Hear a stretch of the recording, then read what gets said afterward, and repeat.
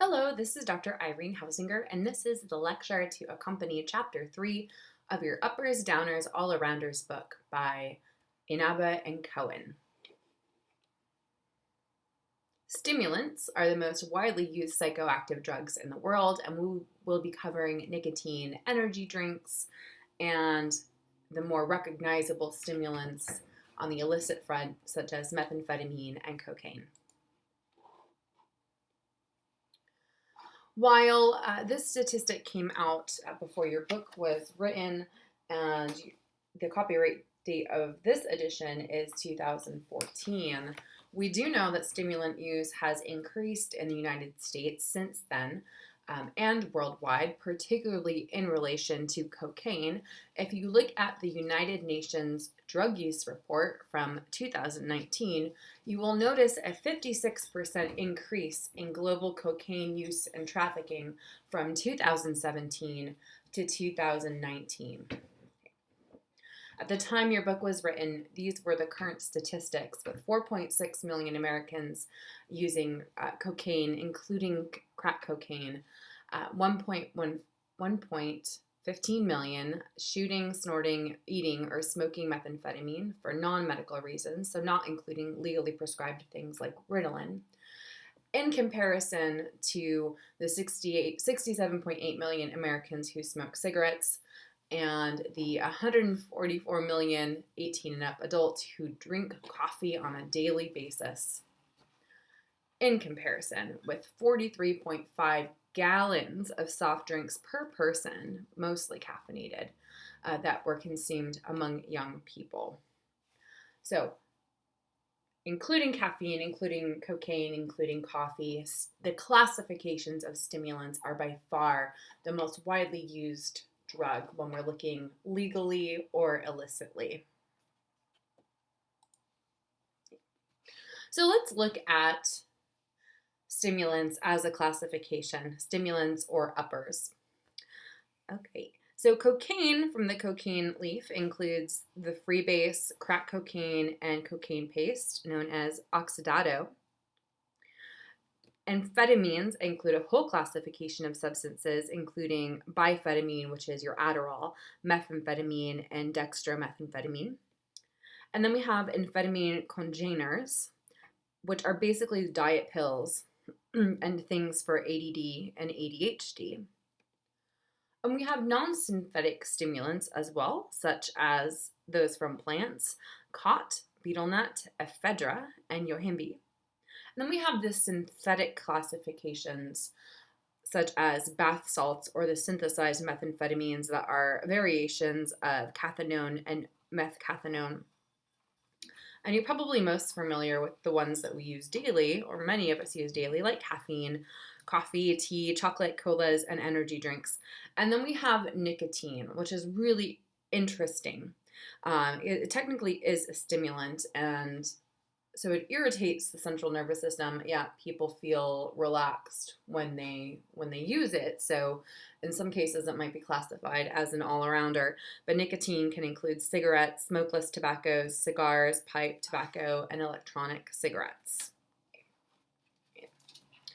So here we have Mexican drug cartels, and since your textbook was written around 2018, 2019, there was a big upheaval within this system. And the United States actually stepped in and supported some of the cartels to stabilize some of the violence, which is a common practice with governments. Okay. Now, this is just in this part of the world, but globally, cocaine smuggling is a huge industry.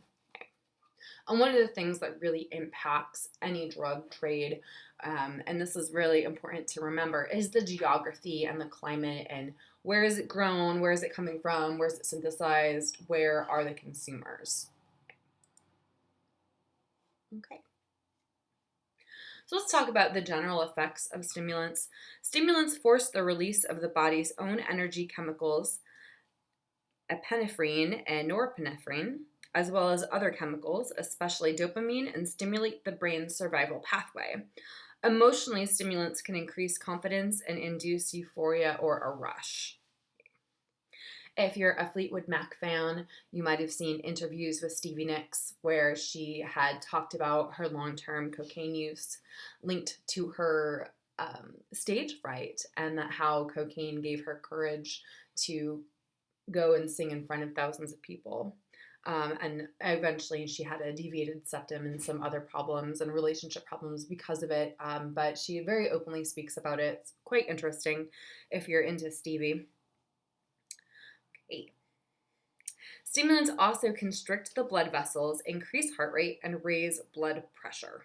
Prolonged use, especially of the stronger ones, eventually depletes energy resources, disrupts brain chemistry, and induces exhaustion, depression, paranoia, anger, violence, and intense craving.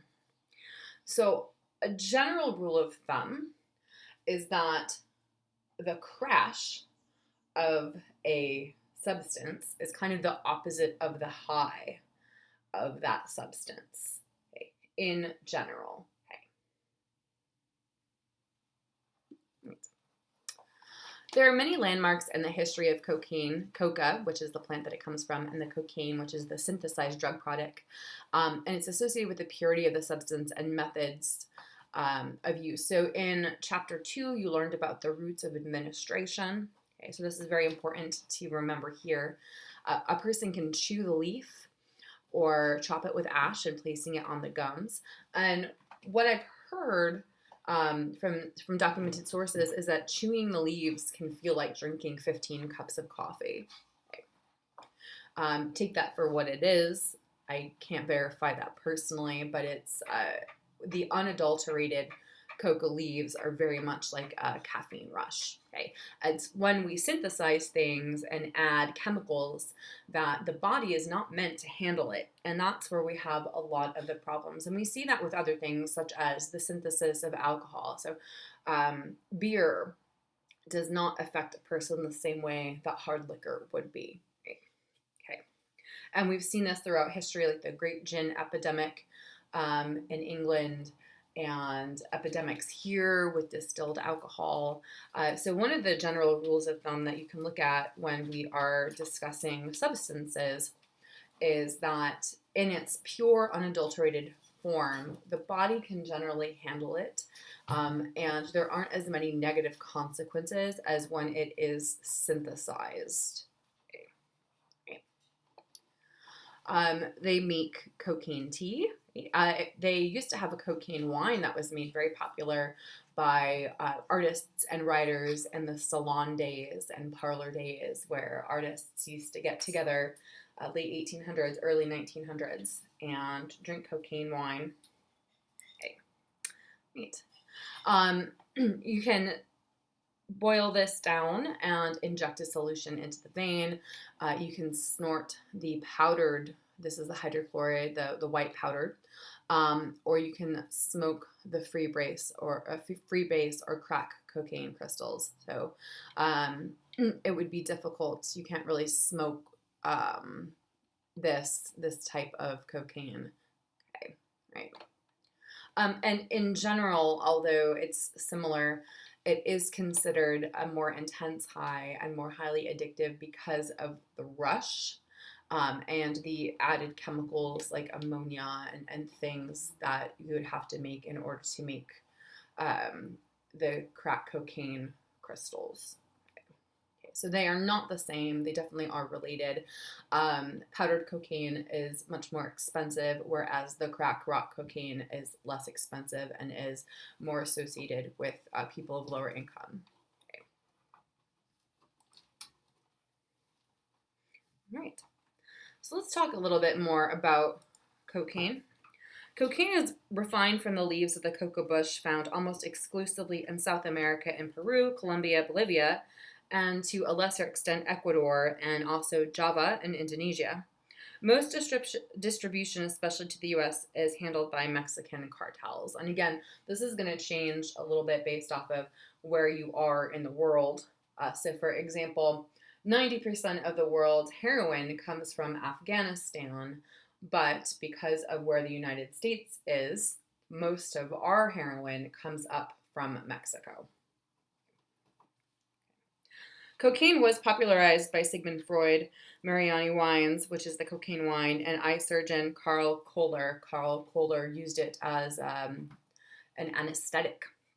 And Sigmund Freud did very famous cocaine studies on himself. It was not uncommon for scientists, and it's still not uncommon for scientists to experiment on themselves. And Freud had, you can read this, his cocaine diaries. And his wife did not like him experimenting with cocaine, and so out of respect to her, he stopped experimenting at home and limited that to his laboratory.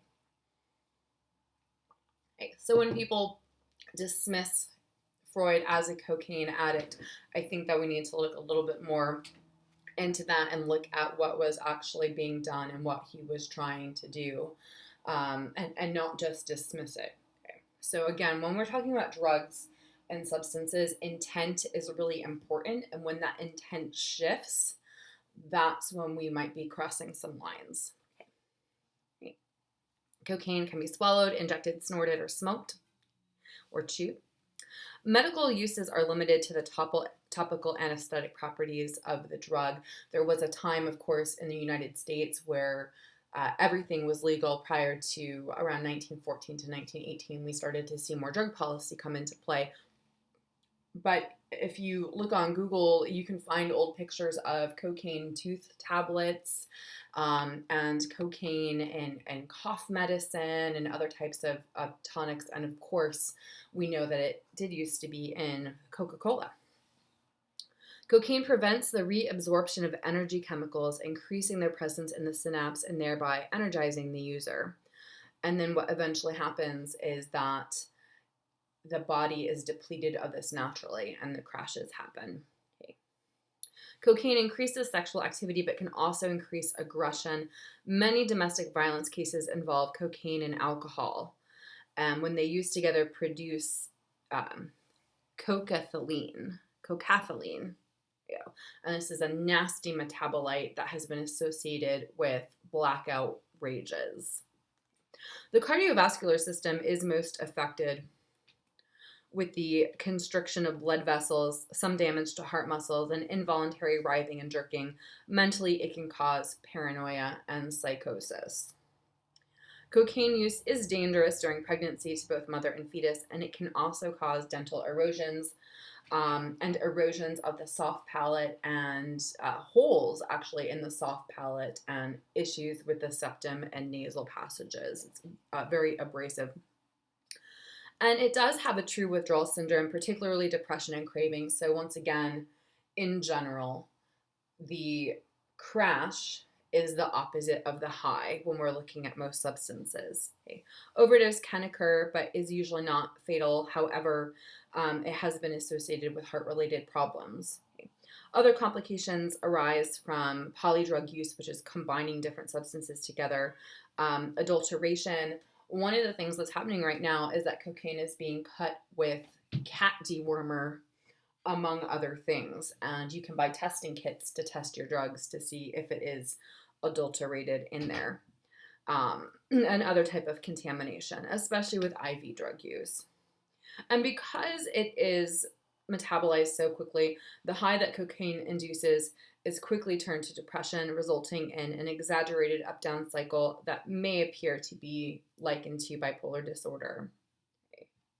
And with other substances, the desire to avoid the negative effects can lead to compulsive use and addiction. So let's talk about the smokable cocaine, crack freebase, and oxidado. In the 1970s, street chemists learned how to make cocaine smokable without destroying the psychoactive properties by lowering the melting point of the drug. The early product was called freebase cocaine, made by dissolving cocaine hydrochloride in an alkali solution. In the early 1980s, cheap basing made freebase cocaine by heating a solution of baking soda with cocaine. In the 1980s, an intermediate step in the refinement of cocaine hydrochloride from coca leaves called bazuco, cocaine paste, or more recently, oxidado, was discovered to contain freebase cocaine and 18 other components of the coca leaf. Residual chemicals from poor chemistry often end up injuring or even killing the user. Okay. And one of the theories in terms of legalization versus decriminalization um, versus criminalization is that it's not necessarily the drug itself that is very, very dangerous. It is all the adulterated stuff that is in the substances. So that if things were regulated and you had pure cocaine or pure heroin, and not when I'm talking about pure, I'm not talking about the street names for pure. I'm talking about pharmaceutical grade substances that are unadulterated, that are labels, that we know the percentages of everything that goes into them, much as we do with other things. That when people have this, they don't have all of the other side effects associated with the drug, especially infections and sores, and this very up and down lifestyle. So one of the things that's important to note here is that one of the biggest dangers with street drugs is all the stuff that it's cut with, because you just don't necessarily know what's in it. Okay.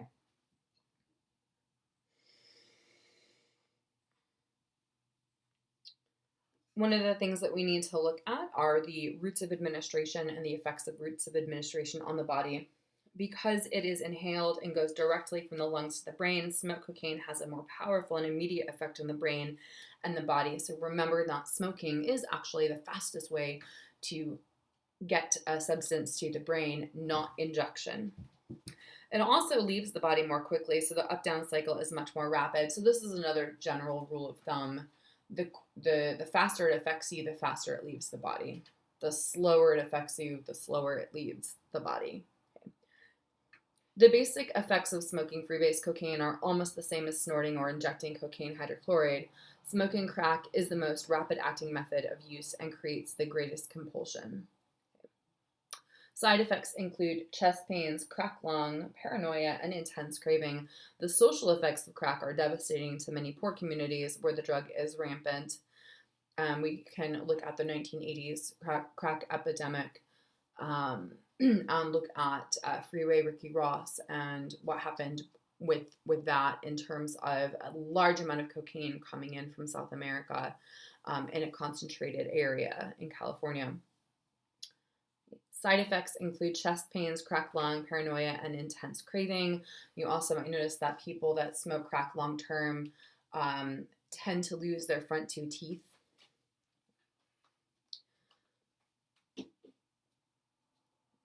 And the social effects are devastating,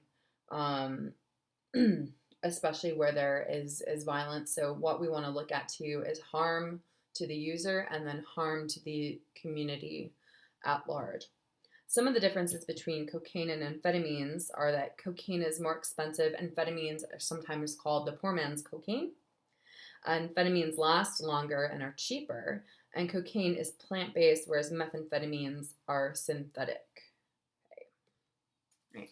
So here you can see calcification in the coronary artery, this plaque here. And cocaine constricts blood vessels and can damage coronary arteries, which of course could cause heart problems or a stroke.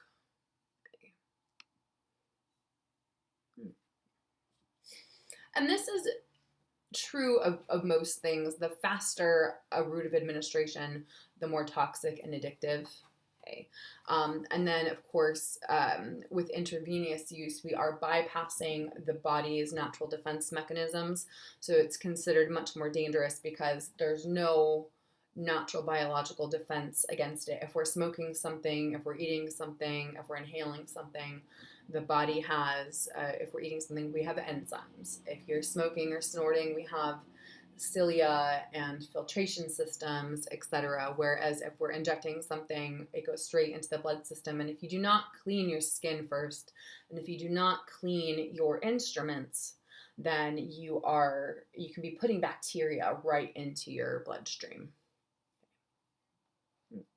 It's estimated that in the US, about 500,000 people a year go to the ER due to cocaine overdose. And when we're looking at statistics, it's probably a safe bet to say that that's a little bit underreported because of shame and guilt. Some people might not disclose that. It might look like something else. And then when we're counting drug deaths, when we're counting drug deaths, sometimes the cause of death, unless it's an overdose, is not considered a drug death. It might be something that's drug related, like a stroke related to drug use, okay, or lung cancer related to tobacco use. Okay. So let's look a little bit at methamphetamines. This is a picture of what is known as meth. Amphetamines are longer lasting and usually cheaper than cocaine. They're synthetic, and they include a methamphetamine, dextroamphetamine, and dextromethamphetamine. Sometimes it's called crank, crystal, and ice. And one of the things that's important to remember is that most substances have an epidemic and they come back within a couple generations. And meth was very prominent in the 90s and then 2000s, especially in Washington state. And it has been steadily rising again since 2014. Amphetamines increase energy and sexual feelings, spur confidence, cause euphoria, and deliver a rush. Okay. And there can be a relationship between cocaine use, amphetamine use, and porn addiction, and sexual compulsive behaviors. Amphetamine analogs, such as ecstasy, which is a psychostimulant, so it's both an all-arounder and a stimulant, increased in use and abuse by the 2000s. Okay. And again, things go up and down. And a lot of that does have to do with geography.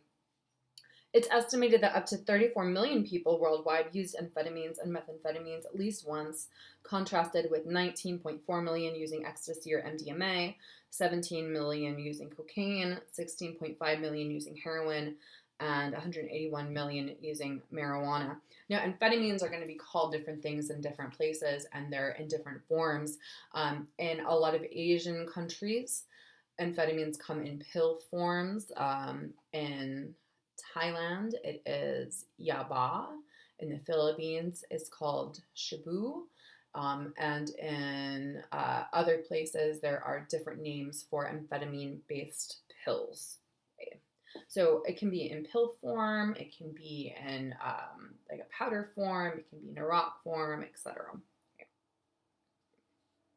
Amphetamine was first synthesized in 1887, methamphetamine in 1919, and heavy use started in the 1930s in Germany, where amphetamines were heavily used during World War II on all sides, including Japanese kamikaze pilots, and troops did use it, especially in inhaler formats. Okay. After the war, amphetamines were used for weight loss and to an extent to treat asthma, to open up airwaves in an inhaler format. And it became popular with the counterculture in the 1960s, inspiring the Comprehensive Drug Abuse Prevention and Control Act of 1970. The dextroisomer methamphetamine, called crystal meth or ice, is the most popular form of methamphetamine. Meth is particularly popular in the gay community because it stimulates sexual sensations. Most meth manufactured is handled by Mexican gangs and cartels operating super labs that can make hundreds of pounds of meth. And it can be synthesized in different ways.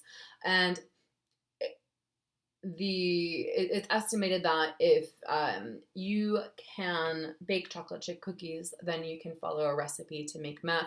There is a shake and bake method where you put different ingredients into a Gatorade bottle and shake it for about an hour, and then you have you basically formed meth. So one of the things that we want to look at is how things are constantly evolving and changing, including do-it-yourself or synthesized ways of making hard drugs. Okay.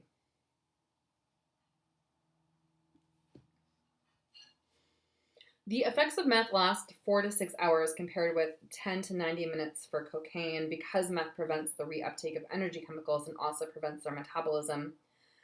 It can take the brain up to 2 years to readjust its chemistry back to normal due to chronic meth use, sometimes longer. Okay. And it is estimated that if you start to use substances earlier on as a teenager, then you might be interrupting some of the pathways that have not had an opportunity to grow yet, and it might be challenging to get those back. Whereas if you start using substances after you're an adult and your brain is fully developed, then it might be easier to make a full recovery as far as the brain will go.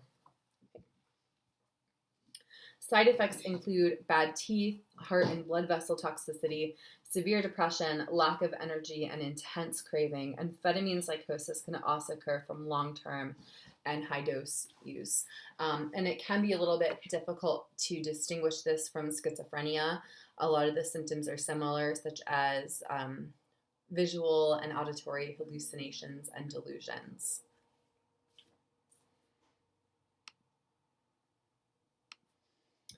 We have amphetamine congeners, methylphenidate, which is Ritalin, and amphetamine Adderall, are used to treat attention deficit hyperactivity disorder in children and adults. The different types of ADHD are ADHD combined presentation, ADHD predominantly inattentive presentation, and ADHD predominantly hyperactive impulsive presentation. Treating ADHD in young people seems to reduce the rate of drug addiction as adults. As a substance abuse counselor, I can tell you that a lot of people that were not diagnosed as ADD or ADHD, they often do tend to self-medicate, and then they can be afraid to be on amphetamine-based medications because that was their drug of choice. And there are non-amphetamine-based medications to treat ADD and ADHD. And naturally, exercising is a great thing that you can do as well, and run that energy out and focus it. But there are ways to do that. One of the interesting trends too, and this is from the SAMHSA drug use report for the United States, is drug trends change based off of age group and education level, and if you're enrolled in school or not. For those who are college age, 18 to 25, there's more abuse with Ritalin and Adderall for young people who are in college than there are for young people who are not in college, which is a pretty interesting statistic. So when we are looking at who is using what drugs, we have to get very specific. Very, very, very specific. 5 to 6 million people, young people, have ADHD, and diet pills, the other amphetamine congeners, are used to control weight. Many health problems have resulted from the overuse of some diet pills. Multiple lawsuits have been filed. If you've seen the film Requiem for a Dream, the mother becomes hooked on these pills that she's gotten from her doctor. And that's not an uncommon thing. There's a lot of stories like that, especially when these amphetamine-based diet pills were prescribed in the 60s and 70s.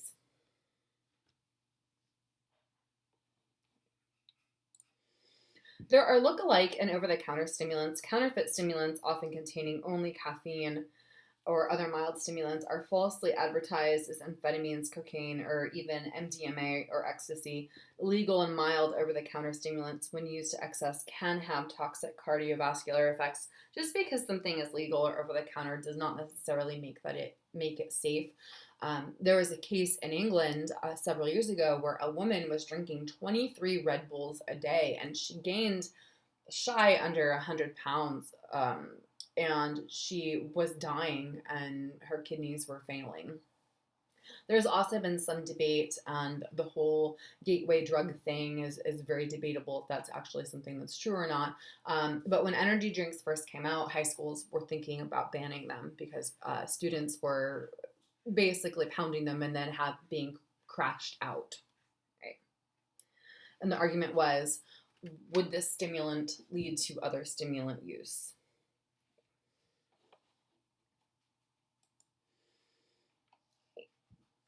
So let's look for a moment at the other plant stimulants. There are extracts of plants such as cod, yohimbe, betel nuts, and ephedra, and these are used worldwide in addition to coffee, tea, and colas. So again, in their natural form, they are easier on the body. Khat, Khat, is a bush whose leaves are chewed, somewhat like coca leaves. It is used socially, much like coffee and tea. The khat trade is very important to a number of countries, including Yemen, Kenya, Eastern Africa, and Somalia. Cathinone, the active ingredient in khat, has been synthesized as a methcathinone, similar to methamphetamine. So again, we have that synthesis, and when we have things that are synthesized, they can become very addictive. Other variations of the cathinone molecule, mephedrum, have been used to make bath salts, which are synthetic methamphetamines that can have dangerous effects, including psychosis. New formulations are developed every month to avoid detection, and there is a huge market for this. Betel nuts are used by 400 million to 600 million people as a recreational drug. The main active ingredient, aracholine, is a mild stimulant like coffee or cigarettes. It is chewed or combined with tobacco called gutka and chewed. Yohimbine is a bitter, spicy extract from the African yohimbe tree. It's brewed as a stimulating tea or used as a medicine. It is reported to be a mild aphrodisiac, and it can also produce mild euphoria and occasional hallucinations. Ephedra from the leaves of the ephedra bush is a mild stimulant used to treat asthma, some allergies, and low blood pressure. It's also used in over-the-counter stimulants. Street chemists use ephedrine and pseudoephedrine to make methamphetamine.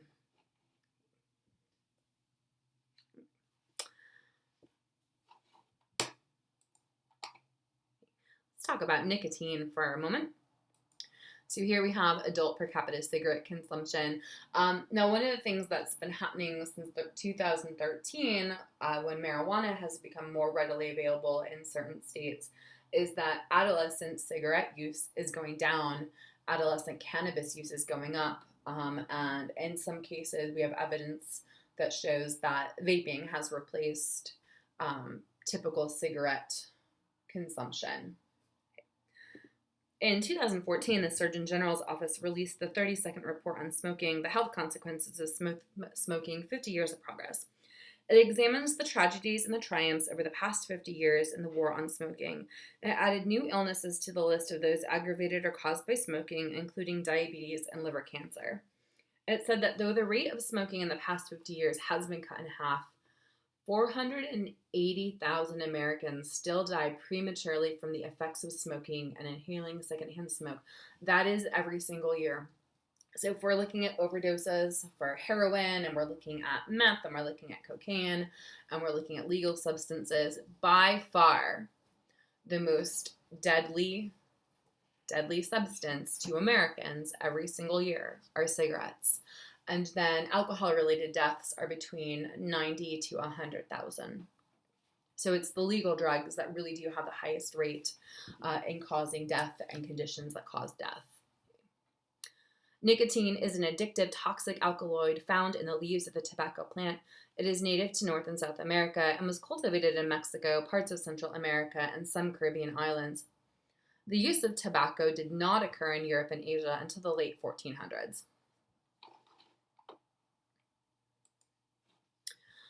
About 22% of Americans are regular smokers of cigarettes, and another 4.7% use smokeless tobacco. Three factors that vastly expanded the sale of cigarettes in the 20th century were improved cigarette manufacturing technology, cigarette rolling machines, and freebase nicotine, the cultivation of a milder tobacco plant, and more skillful advertising. And it is a law now that tobacco companies do have to put a certain amount of money into research and prevention for cancer.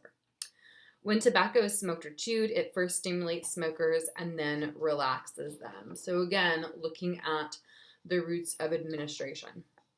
Hundreds of other byproducts and additives in tobacco, such as tar and nitrosamines, can cause respiratory or cardiovascular diseases as well as cancer. Smokeless tobacco comes in the form of loose-leaf chewing tobacco, moist snuff, which is placed in the mouth and absorbed by the gums, and powder snuff, which is often sniffed or rubbed on the gums. And some chewing tobacco contains fiberglass because it will cut the inside of the mouth and allow the tobacco to get into the blood vessels there. Nicotine is the main active ingredient in tobacco. It affects the cardiovascular system by raising the blood pressure and encouraging plaque buildup in vessels. Maintaining the nicotine level is the main reason that dependence develops. And it has a high capture ratio, meaning that a lot of people that use it will become hooked to it.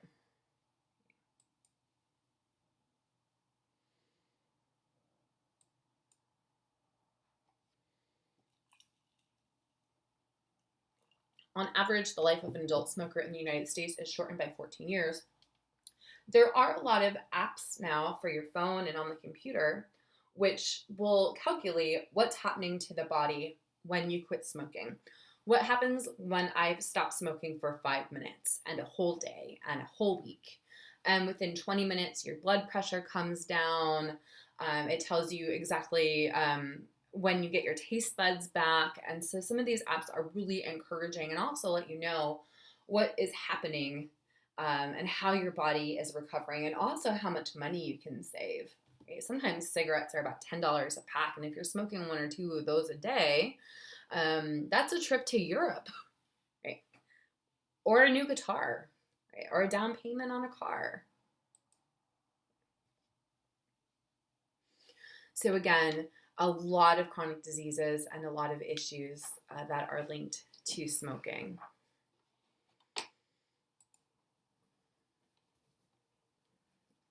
Electronic cigarettes use a nicotine-soaked solution that is free of the tars and other chemicals found in normal cigarettes. Unfortunately, the nicotine is responsible for many of the health problems. And I'm sure you've seen, especially in Washington in the past couple of years, there's been a lot of back and forth about what is in the vape juice. Is it safe? Is it not safe? Etc.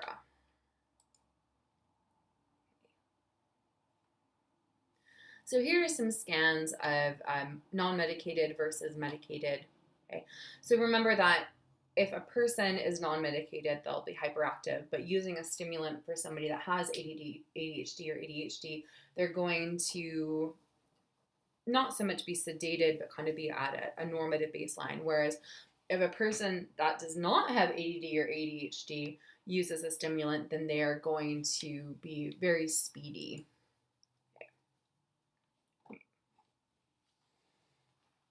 So we've talked a little bit about this, but again, if you get lost, just remember that the crash and withdrawal effects of a substance are the opposite of the high. Okay. Anhedonia, hedonistic pleasure. An is opposite, so can't feel pleasure. Inertia, not feeling energy. Emotional depression, loss of motivation, anxiety, and then, of course, craving. So one of the things that you do need to know are the main classifications of substances and have a cursory knowledge of what neurotransmitters they are associated with. Okay. Epinephrine, norepinephrine, dopamine, serotonin, and acetylcholine. I want to go back to caffeine real quickly because it is so important. Coffee, tea, chocolate, soft drinks, energy drinks, and dozens of other products such as OTC medications contain caffeine. That is a lot. Caffeine is actually a pretty powerful substance. It's found in more than 60 plant species. 85% of Americans consume caffeine every day in doses ranging from 60 milligrams for tea, 135 to 160 milligrams for brewed coffee, 35 milligrams for a serving of Coca-Cola, 80 milligrams for Red Bull, and 80 milligrams for a 4 ounce of dark chocolate. So that's interesting. So a Red Bull and chocolate have the same amount of caffeine. However, Red Bull also has a whole bunch of other stuff in it that chocolate doesn't. The first written record of tea dates back to 221 BC. Some evidence puts it at 2700 BC. We know historically the tea trade, there's a lot with the tea trade, and there's a lot with tea historically as well. Starbucks, the largest coffee retailer, has more than 21,000 outlets in 62 countries. And caffeine is a stimulant that initially increases alertness and facilitates thinking. It's a bronchodilator used as a decongestant, a diuretic, and sometimes an analgesic. However, excessive use of it leads to insomnia, anxiety, gastric irritation, and high blood pressure. It causes a moderate dependence, and there is true withdrawal symptoms whose key feature is a severe headache. It takes about 2 weeks to break a caffeine addiction. Cocoa comes from the cacao tree. The cocoa beans are fermented, roasted, and ground into a mass, which is used to prepare beverages, and solid chocolate is sweetened for eating and unsweetened for cooking. Energy drinks such as Red Bull rely mainly on caffeine, taurine, sugars, B complex vitamins, ginseng, and a few other ingredients. Some of them do contain niacin, and the danger here is that if you take too much niacin, you can turn bright lobster red and itch and burn and have a niacin flush problem. Niacin is used for heart health, and it can also be used to treat acne, but it has to be in the right dose. Otherwise, you're going to have a very itchy red hot time. Right. And it is important to notice that in the DSM-5, which came out in 2013, caffeine use disorder was added. Okay. You can have a caffeine use disorder for sure. Okay. In conclusion, those stimulants initially boost energy and drive. They have a number of side effects and toxic consequences and can cause problems due to addiction when overused. Okay. As my grandpa would say, everything in moderation. If you eat too many carrots, you can turn orange. If you have too much niacin, you can turn red. If you have too much caffeine, you might interfere with your heart health. Okay. I hope that this has been interesting and fun, and I will see you next week.